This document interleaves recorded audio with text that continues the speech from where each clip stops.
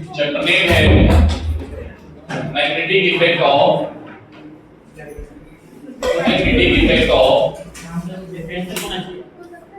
keep quiet everyone. Magnetic effect of electric current.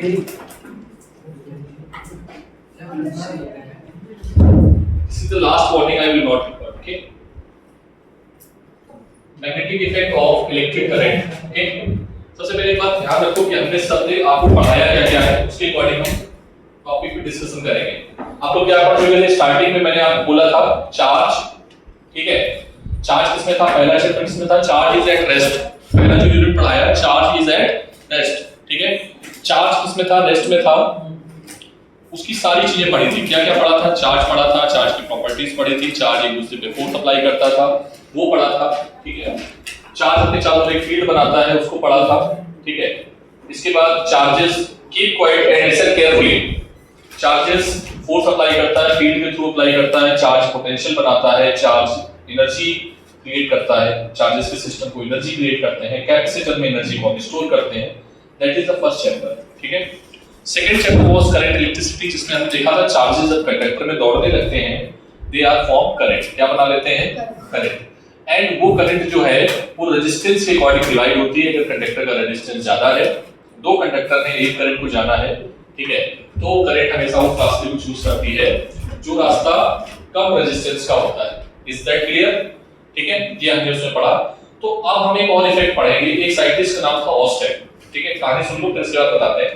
कहानी पे ज्यादा जोर नहीं डालेंगे हमें, क्योंकि point exam point of view से पढ़ना है। ऑस्टेड एक साइंटिस्ट था, वो एक सर्किट डिजाइन कर रहा था। क्या डिजाइन कर रहा था? सर्किट, ठीक है। वो सर्किट को किसी काम के लिए यूज करने के लिए डिजाइन कर रहा था, और कोइंसिडेंस सर्किट में कुछ चीजें जो थी, जैसे उसने रेजिस्टेंस लगाया, उसने एमीटर लगाया, है ना, और इसके बाद लाइक उसने जैसे ही करंट को ऑन किया उस रेजिस्टेंस में कुछ सर्किट बना रहा था किसी काम के लिए वो अपना, ठीक है। और वहां पर एक मैग्नेटिक कंपास पड़ी हुई थी। क्या पड़ी थी? Magnetic compass. मैग्नेटिक कंपास समझते हो? ठीक है। मैग्नेटिक कंपास इस तरीके की होती है, छोटी सी, देखना, जो मैग्नेटिक रिफ्लेक्शन को शो करती है, ठीक है, मैग्नेटिक रिफ्लेक्शन को ऑब्जर्व करती है। तो उसने क्या देखा कि जैसे उसने सर्किट बनाया और सर्किट को ऑन किया चेक करने के लिए कि सर्किट हमारा सही है या गलत, तो देखा क्या उसने कि सर्किट तो ठीक था, लेकिन उसके पास में मैग्नेटिक कंपास पड़ी थी, वो हिलने लगी, डिफ्लेक्ट होने लगी। यहां से कहानी स्टार्ट हुई पूरी मैग्नेटिज्म की, ठीक है। अभी कहानी कैसे स्टार्ट हुई? जैसे ये मैग्नेटिक डिफ्लेक्ट हुआ, उसके दिमाग में तुरंत एक क्वेश्चन आया। क्या? कि भाई एक मास बॉडी है, मास बॉडी पे कोई दूसरी मास बॉडी ही फोर्स लगा सकती है। हमने पढ़ा ग्रेविटी। अर्थ के पास मास है, और जिसके पास मास होता है वो अर्थ उसको अपनी ओर खींच लेती है। सन के पास मास है, सन अर्थ को खींच सकता है, बट उस फोर्स लगा रहा है सन, लेकिन वो घुमा रहा है अपने चारों ओर, इसको, अर्थ को, और भी प्लैनेट को घुमा रहा है। तो मतलब मास जो है वो दूसरे मास बॉडी पर फोर्स अप्लाई कर सकता है, ये हमने पढ़ा, ठीक है सर, अच्छी बात है। एक चीज और हम पढ़ के आए कि एक अगर चार्ज है, ठीक है, चार्ज, तो वो दूसरे चार्ज पे ही फोर्स अप्लाई कर सकता है। क्या कर सकता है? दूसरे चार्ज पे फोर्स अप्लाई कर सकता है, या तो उसको अट्रैक्ट कर सकता है या फिर रिपेल कर सकता है। तीसरी चीज हमने क्या पढ़ी कि सर हमने जो बचपन में सीखा था कि एक मैग्नेट जो है वो दूसरे मैग्नेट पे ही फोर्स लगा सकता है, ठीक है। क्या मेरी बात क्लियर है? दूसरे मैग्नेट पे फोर्स लगा सकता है, तो मैग्नेट के ऊपर ही फोर्स लगा सकता है। मैग्नेट कभी भी मास के ऊपर फोर्स नहीं लगा सकता है, मैग्नेट कभी भी चार्ज के ऊपर फोर्स नहीं लगा सकता है। ये हमने पढ़ा हुआ है, ये हमारी बेसिक स्टडी है, ठीक है। अब उसने क्या देखा कि यार ये तो गड़बड़ है, यहाँ पर आसपास कोई मैग्नेट है क्या? तो उसने चेक किया, कोई मैग्नेटिक कंपास नहीं थी, कोई दूसरा मैग्नेट भी नहीं था, ठीक है। उसने कहा कुछ ना कुछ तो गड़बड़ हुआ है। उसने सर्किट को जैसे ही ऑफ किया, उसने देखा कि डिफ्लेक्शन बंद हो गया। उसने क्या देखा कि जो मैग्नेटिक नीडल थी वो जो ऐसे डिफ्लेक्ट हो रही थी इस तरीके से, वो बंद हो गई। उसने कहा ये तो जादू हो गया। फिर से उसने वो सर्किट छोड़ दिया, इस पे काम करना स्टार्ट किया। फिर उसने देखा कि ये स्टार्ट किया, फिर से रिफ्लेक्ट हो गई। मतलब उसने सोचा कि यार ये करंट कुछ ना कुछ गड़बड़ कर रही है। मतलब करंट ही कुछ ना कुछ ऐसा रोल बना रही है, रोल प्ले कर रही है, जो क्या बना देता है, मैग्नेट। क्योंकि ये तो शुद्ध देसी मैग्नेट है, मुझे पता है। और मैग्नेट को फोर्स लगाने वाला कौन हो सकता है, एक मैग्नेट हो सकता है। मैग्नेट को फोर्स लगाने वाला कौन हो सकता है, एक मैग्नेट। तो एक बात तो क्लियर हो गई कि इस जगह पर कोई मैग्नेट नहीं है, करंट ने ही कुछ ना कुछ गड़बड़ किया है, ये उसने ऑब्जर्व किया। ठीक है, उसने तुरंत यहां पर एमीटर को हटाया और तुरंत यहां पर गैल्वेनोमीटर लगाया। ठीक, गैल्वेनोमीटर लगाने के बाद तुरंत उसने करंट की डायरेक्शन को चेंज किया। कैसे चेंज किया, यहां पर नेगेटिव करंट दिया, यहां पर पॉजिटिव। ठीक, पहले नीडल किधर की ओर डिफ्लेक्ट हो रही थी, इधर की ओर बार बार। ठीक है, अब डायरेक्शन अपोजिट हो गई। उसने कहा, उसको कंफर्म हो गया कि करंट ने ही मैग्नेट बनाया। क्या ये बात क्लियर है? ये उसने बता दिया कि भाई जो करंट है वो अपने आसपास क्या बना लेती है, मैग्नेट। क्या बना लेती है, मैग्नेट। मैग्नेट मतलब मैग्नेटिक फील्ड क्या बना लेती है। लोगों ने पूछा बताओ कितनी, भाई चार्ज था, चार्ज फोर्स लगाता था। अब आपको पढ़ाया गया charge is a basic property. Charge क्या है, ये कंडक्टर एक मटेरियल की प्रॉपर्टी है ना, इनहेरेंट प्रॉपर्टी है। जिसके पास आ जाएगा वो उसको फोर्स अप्लाई करने लगेगा। तो लोगों ने बोला कितना फोर्स, तो फिर उसके लिए आए कूलाम अंकल। कूलाम अंकल आए, कूलाम अंकल ने बोला लो भाई फोर्स का फॉर्मूला है F equals to K1Q2 upon R square. पढ़ गया है। तो इसके लिए फिर कौन आया, इसके लिए एक अंकल दूसरे आए जिन्होंने मैग्नेटिक फील्ड की कैलकुलेशन के लिए हमें फॉर्मूला दिया। उन्होंने अपना बहुत कुछ लॉ लगाया। लॉ लगाने के बाद में उन्होंने तमाम रिसर्च पेपर पढ़े, न्यूटन के रिसर्च पेपर पढ़े, कूलाम के रिसर्च पेपर पढ़े। सबको पढ़ने के बाद उन्होंने एक लॉ बनाया, एक फॉर्मूला बनाया। बोला कि भैया जब भी तुमको करंट पता हो, मैग्नेटिक फील्ड निकालना हो करंट की वजह से, तो ये फॉर्मूला लगा देना, आंसर आपको मिल जाएगा। क्या ये बात क्लियर है? क्या ये कहानी समझ में आई? Oersted experiment, this is also called Oersted experiment. क्या बोलते हैं इसको? सर ये हमसे एग्जाम में पूछा जाता है, बिल्कुल भी नहीं। ठीक है, इससे हमें मतलब भी नहीं है। बस इसने, ये पहला साइंटिस्ट था जिसने खोजा, जिसने क्या बताया कि हाँ करंट नाम का कोई बवाल है जो मैग्नेटिक फील्ड बना रहा है, इसको हमें पढ़ना है। क्या ये बात क्लियर है? सर इसके नोट्स आप ऑलरेडी आपको मैं चाहूं तो भेज देता हूं, या मॉड्यूल में देख लो। कम से कम लिखना है तो मॉड्यूल में देख लो। मॉड्यूल में शायद है भी नहीं, मैंने सर चेक किया था। मॉड्यूल तो हमसे भी ज्यादा स्मार्ट है ना? वो शॉर्टकट नहीं, वो महा शॉर्टकट। ठीक है, नहीं है। ठीक है, यस और मॉड्यूल में नहीं तो मैं इसके नोट्स भेज दूंगा पक्का। ठीक है, 2 से 3 पेज के लिखना है और लिखने में यही कहानी है। ठीक, अरे हाँ ना बोलो। डाउट से सर है? है ना सर, आपके डाउट से ठीक है, डाउट ठीक है। ठीक है, ओके नाउ तो ये कहानी आप समझ गए। इसके बाद कहानी स्टार्ट हुई कि भाई मेजरमेंट कैसे करें। मैग्नेटिक फील्ड कितनी बनी, इतनी करंट है तो इतनी मैग्नेटिक फील्ड बनी। अब उस पर थोड़ा फोकस करना, क्योंकि हर बार मेडिकल वहीं से आया। ठीक है, तो मेडिकल जो आया जेईई मेंस में कहीं से भी आएगा उस पे पूछेंगे। ठीक है, तो नेक्स्ट आपको मैं बोल देता हूं कितने पेजेस आप छोड़ दो, इसके बाद आप नोट करना स्टार्ट करो। Now that is next heading पड़ेगी मैग्नेटिक फील्ड इंटेंसिटी। अच्छा, मैग्नेटिक फील्ड क्या होती है तुम लोग पता है ना? मैग्नेटिक फील्ड क्या होती है? पहले तो ये डालो, मैग्नेटिक फील्ड होती है the field around the charge part, the field around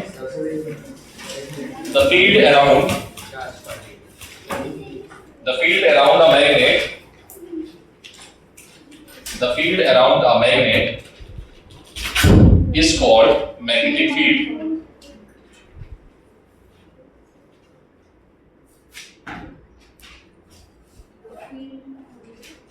The field around the magnet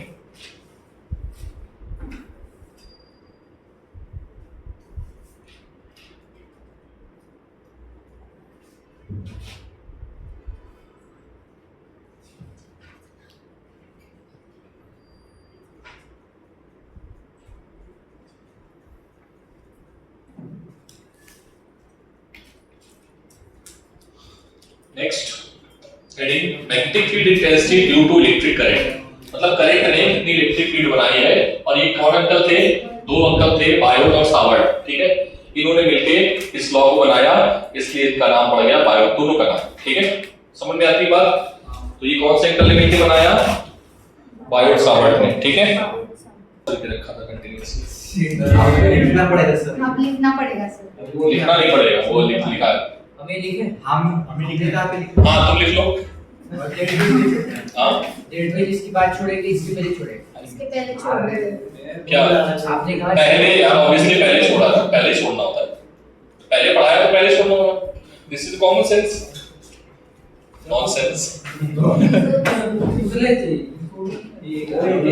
okay बेटा, बात नहीं की point. Theta is the angle between position vector and current element. तो ये है बेटा पोजीशन वेक्टर और ये है करंट एलिमेंट। तो एंगल कितना बना रहा है? थीटा। तो ये थीटा ध्यान रखना। ठीक है,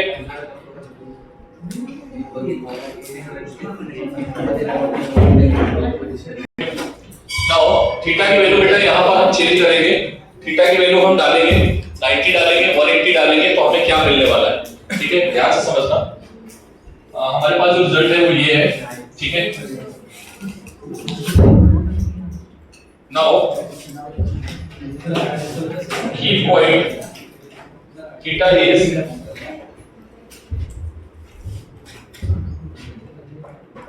थीटा की वैल्यू बेटा अगर हमने डाल दी 0 डिग्री तो बी की वैल्यू क्या आ जाएगी? 0। sin 0 की वैल्यू क्या होगी? 0। इसका मतलब ये हुआ कि कंडक्टर हमारा मान लो स्ट्रेट था और हमने पॉइंट ये ले लिया।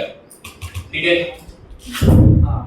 स्ट्रेट कंडक्टर था, या थीटा की वैल्यू हमने ले ली 180 डिग्री। कितनी ले ली? 180। तो करंट अपोजिट हो जाएगा। ठीक है, मतलब पॉइंट हो गया बी। तो चाहे बी ए हो या चाहे बी बी हो, अगर एक्सिस में आ गए मतलब ये कौन से पॉइंट है? Axial point. कौन से पॉइंट है? एक्सियल। कंडक्टर के कौन से पॉइंट? कंडक्टर के एक्सियल पॉइंट पे मैग्नेटिक फील्ड क्या होगा? 0। सर मैक्सिमम कहां होगा? Second note point. अगर थीटा की वैल्यू 90 डिग्री है मतलब करंट ऐसे जा रहा है और करंट ऐसे जा रहा है, उससे कोई मतलब नहीं है। बस क्या होना चाहिए? पॉइंट जो हो वो राइट एंगल पे होना चाहिए। कितने एंगल पे होना चाहिए? Right angle. ठीक है, तो थीटा की वैल्यू क्या है? 90 डिग्री। तो बी क्या आएगा बेटा यहां पर? db म्यू नॉट अपॉन 4 पाई आई dl sin थीटा की वैल्यू 90 cos 90 sin 90 हो जाएगा। तो दिस इज द फार्मूला। ठीक है, मैग्नेटिक फील्ड की यूनिट क्या होती है? इसकी यूनिट होती है बेटा ये साई यूनिट होती है टेस्ला। क्या होती है? टेस्ला। और सीजीएस यूनिट होती है गॉस। क्या होती है? ठीक है, एक टेस्ला में 10 टू द पावर 4 गॉस होते हैं। क्या होते हैं? अगर एक गॉस हम पूछेंगे तो एक गॉस में 10 टू द पावर -4 टेस्ला होता है। उल्टा कर दो बस। ठीक है, समझ में आ गई बात? नोट करो जल्दी से।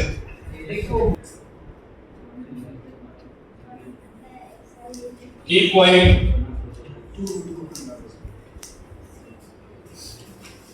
बेटा अभी एक चीज और बताई थी सर ने। क्या बताया था? थोड़ा ध्यान से लिखना।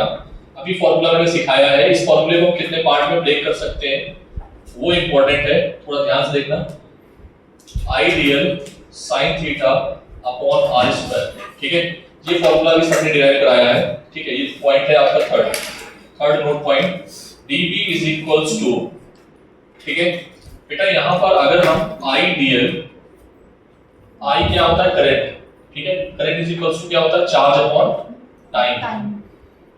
ठीक है, तो इसको अगर हम लिख दें डेल्टा क्यू या मान लो क्यू अपॉन टी लिख दें। ठीक है, तो बेटा क्यू और dl upon dt that is the velocity length upon time. ये क्या बन जाएगा?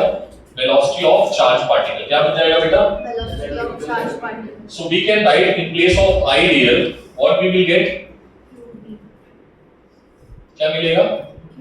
q v बोलो sin थीटा अपॉन वेक्टर डालो, वेक्टर नहीं है r स्क्वायर। ठीक है, अगर इसको वेक्टर फॉर्म में लिखना है so we can also write mu naught upon 4 pi q v cross r upon r का q, क्योंकि वहां पर क्या आया था? q। ठीक है, इसलिए हमने इस बार क्या कर दिया, क्रॉस प्रोडक्ट में Q। चौथा पॉइंट देखो बेटा क्या है, सेम फॉर्मूला है बट हम आइडियल को किस तरीके से रिप्रेजेंट करेंगे, थोड़ा ध्यान से देखना बेटा। हमने पढ़ा है J होता है I/A, लेंथ से हमने ऊपर नीचे मल्टीप्लाई कर दिया, क्या कर दिया, तो लेंथ से जब ऊपर नीचे मल्टीप्लाई किया तो आइडियल क्या बन गया, J × delta B, area × length volume, क्या बन जाएगा, वॉल्यूम। तो क्या आएगा बेटा, ध्यान से देखना, dB = mu naught upon 4 pi J current density dB cross B volume है बेटा, R अपॉन ऐसे करो sin थीटा अपॉन R3। ये फॉर्मूला है। ये फॉर्मूला कभी कभार यूज होते हैं जब चार ऑप्शन होंगे, उसमें आपको मैच करने को आ जाएगा कि कौन सा फॉर्मूला गलत है और कौन सा फॉर्मूला सही है, तब आप इस चीज को जरूर ध्यान में रखिएगा। चौथा नोट पॉइंट देखो, पांचवा फिफ्थ नोट पॉइंट क्या है, फिफ्थ इज हमने पढ़ाया था आपको म्यू नॉट अपॉन 4 पाई क्या होता है इनटू 10 टू द पावर, और एप्सिलॉन नॉट पढ़ाया था क्या होता है 10 to the power 1 upon 4 pi epsilon not की वैल्यू क्या होती है, 9 to 10 to the power क्या होती है 9 into 10 to the power 9, दोनों को याद ही नहीं है। Mu naught upon 4 pi divided by 1 upon 4 pi epsilon not क्या आएगा 10 to the power -7, 10 to the power -9, ठीक है। 4 पाई से 4 पाई कैंसिल कर दिया है, mu naught upon epsilon naught is equals to, इसको नीचे लेके जाओ तो क्या बन जाएगा 10 to the power 16, क्या बन जाएगा 10 to the power 16, तो म्यू नॉट 16 बचेगा, म्यू नॉट एप्सिलॉन नॉट, ठीक है।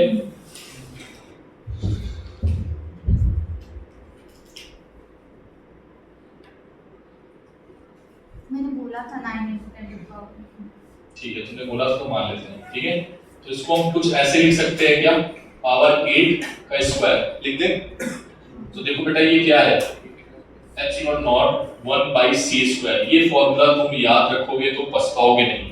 डायमेंशन इसी फॉर्मूले की पूछी गई है कम से कम 8 से 10 बार।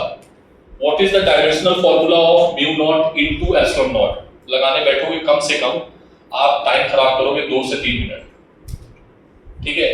लेकिन अब अगर आपको डायमेंशन निकालनी है वेलोसिटी ऑफ लाइट की, तो वेलोसिटी की डायमेंशन होती है lt की पावर -1, पुट कर दो आंसर आएगा इसकी डायमेंशन l की पावर -2 t की पावर 2, ठीक है। तो ये आंसर आ जाएगा, ये फॉर्मूला भी आपको याद रखना है, most important. Note down fast सारे पॉइंट्स। नेक्स्ट बेटा, नेक्स्ट दो तरीके की मैग्नेटिक फील्ड होती है, एक होती है वेरिएबल कांस्टेंट, ठीक है, और एक होती है यूनिफॉर्म। क्या होती है, तो डालो बेटा मैग्नेटिक फील्ड। नेक्स्ट सब वेरिएबल मैग्नेटिक फील्ड क्या होती है और यूनिफॉर्म मैग्नेटिक फील्ड क्या होती है, ठीक है। तो देखो पहले राइट डाउन, पहले तो यूनिफॉर्म मैग्नेटिक फील्ड डालो। मैग्नेटिक फील्ड में keep quiet uniform magnetic field, इसमें बेटा जो फील्ड लाइंस होती हैं जैसे इलेक्ट्रिक फील्ड लाइंस होता है वैसे मैग्नेटिक फील्ड लाइंस, ठीक है। मैग्नेटिक फील्ड लाइंस कहां से निकलती है, नॉर्थ पोल से, जाती कहां है साउथ पोल। बस ये बाद में पढ़ेंगे, बस अभी याद पोल वोल भूल जाओगे कुछ, ठीक है। अभी हमें पता ही नहीं नॉर्थ साउथ क्या होता है, ठीक है। ये तो जानते हो ना मैग्नेट में नॉर्थ से निकलती है साउथ, हाँ बस उतना ही याद रखो। अगर डिस्टेंस सेम है इन दोनों के बीच में तो उसको क्या बोलेंगे यूनिफॉर्म, ठीक है। और अगर हमारे पास डिस्टेंस कहीं कम है कहीं ज्यादा है, ठीक है, तो उसको क्या बोलेंगे नॉन यूनिफॉर्म मैग्नेटिक फील्ड, ठीक है। मान लो ऐसे कहीं है, ठीक है, ये भी क्या है बेटा नॉन यूनिफॉर्म, ठीक है, non uniform. Magnetic field lines एक दूसरे को कट नहीं करेंगे, सारी प्रॉपर्टी वही सेम है, ठीक है। मैग्नेटिक फील्ड लाइन एक दूसरे को कट नहीं करेंगे, ठीक है, ठीक है। नोट करो जल्दी से। Keep quiet. प्रॉपर्टीज,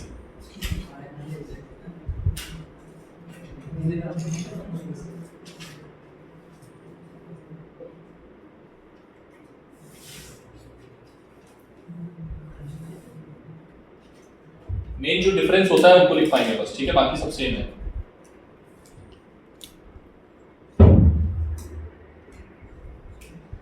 रिकॉर्ड नहीं हो पाया बेटा, ठीक है, आप लोग लिखिए। Two magnetic field lines never intersect to each other, ठीक है। Next, if we draw the tangent on, if we draw tangent on कहाँ पे, magnetic field lines, tangent on magnetic field lines, then it will represent direction of magnetic force. It will represent direction of magnetic force. फिर से सारी property एक बार revise कर लेते हैं। पहली प्रॉपर्टी सर ने क्या लिखाई, magnetic field lines, magnetic field lines close loop बनाती हैं, नॉर्थ से निकलती हैं, साउथ को जाती हैं। मैग्नेटिक फील्ड लाइंस बट बाहर जो जाती है साउथ, नॉर्थ से साउथ, अंदर जो जाती है वो नॉर्थ, ठीक है, साउथ से नॉर्थ कट नहीं करेगी, ठीक है।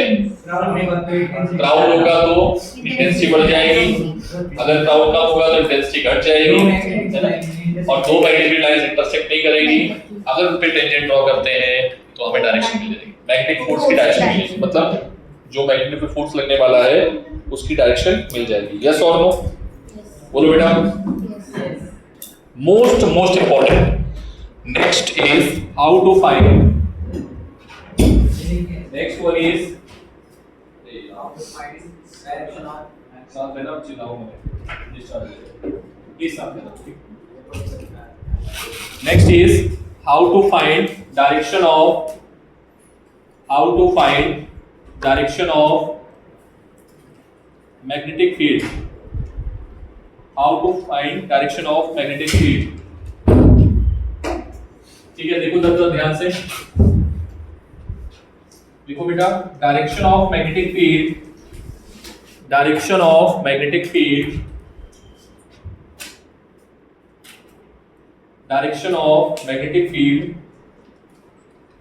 will be calculated with the help of right hand palm rule। कौन सा rule, right hand palm rule, ठीक है। सर ये क्या बवाल है, इधर समझो बहुत ध्यान से, इसको बस सीखना है आपको, ठीक है, लगाना। स्टेट कंडक्टर है क्या, कौन सा कंडक्टर है, स्टेट, ठीक है। तो स्टेट कंडक्टर में आप अपना थंब किधर रखोगे, डायरेक्शन ऑफ करंट, किधर रखोगे, डायरेक्शन ऑफ करंट, ठीक है।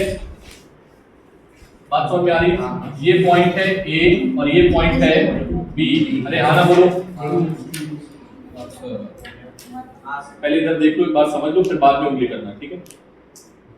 ये ए पॉइंट है, ये बी पॉइंट है, करंट की डायरेक्शन थंब और पाम को, हथेली को उस जगह पे रखना है जहां पर मैग्नेटिक फील्ड फाइंड आउट करना है, ए पे। पहले इधर देख, ठीक है, आपने रख दिया और फिंगर को मोड़ दो तो मैग्नेटिक फील्ड फिंगर किधर जा रही है, अंदर की ओर, अंदर की ओर की डायरेक्शन रिप्रेजेंट करते हैं इससे, क्रॉस से। क्रॉस क्या होता है बेटा, क्रॉस क्या होता है साइन, परपेंडिकुलर इनसाइड, यस और नो।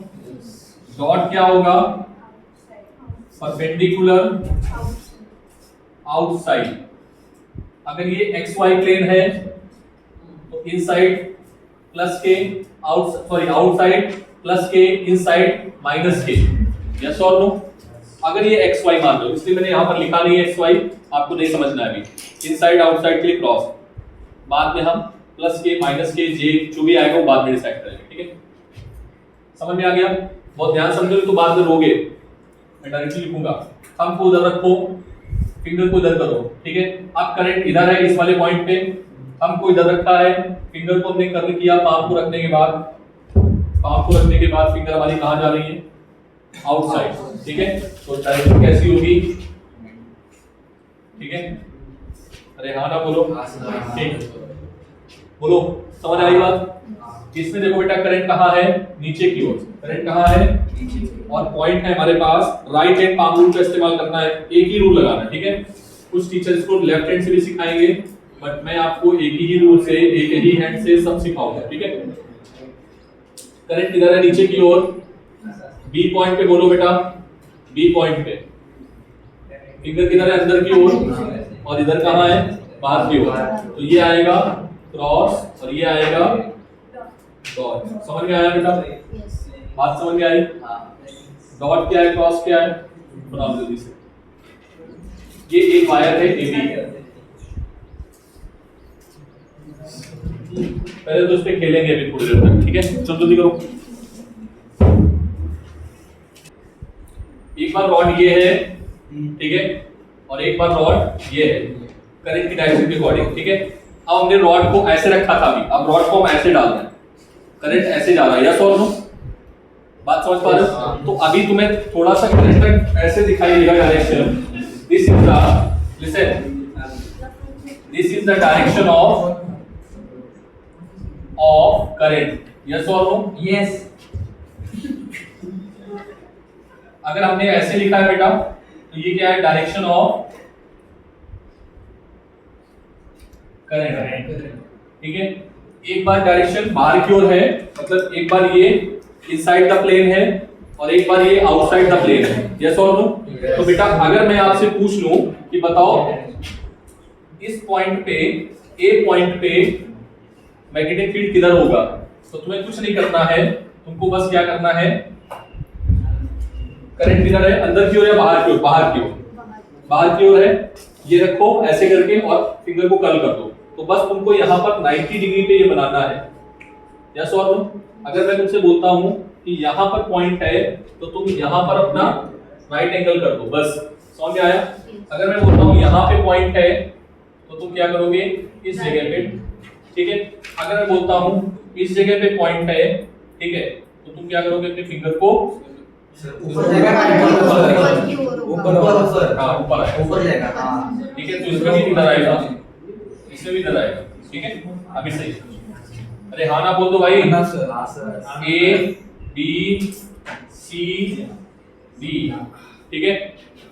क्या ये बात समझ में आती है, बोलो, ठीक है। इसके लिए बोलो, अगर हमने मान लिया ये पॉइंट है, इतनी डिस्टेंस पे, कोई भी डिस्टेंस हो, करंट किधर है, अंदर की ओर, और पाम किधर है, ठीक है। तो ये आ जाएगा बेटा, ये देखो, ये करंट अंदर की ओर है, ठीक है, पॉइंट ये है, पाम इधर करेंगे तो हमारे पास फिंगर जो आएंगी वो इधर आएंगी 90 डिग्री पे, यस और नो, यस सर, ठीक है। यहाँ पे बोलो, ठीक है, यहाँ पे बोलो, ठीक है। तो ये आपको आना चाहिए बनाना कि सर ने कैसे बनाया है, ठीक है। सर हम ऐसे याद रखेंगे सर, वो नासी का फ्लैग का लोगो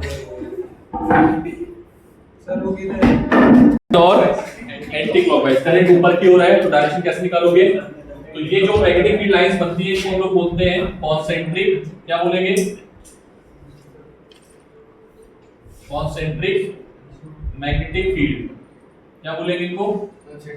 अगर एक स्ट्रेट वायर है, कैसा वायर है ये, स्ट्रेट वायर है, स्ट्रेट वायर में मैग्नेटिक फील्ड लाइंस कैसी होती हैं, कॉन्सेंट्रिक, कैसी होती है, सभी का सेक्टर सेम होगा, और कैसी होगी, सर्कुलर लूप में, कैसी होगी बेटा, ये सर्कुलर लूप में। नोट करो जल्दी से,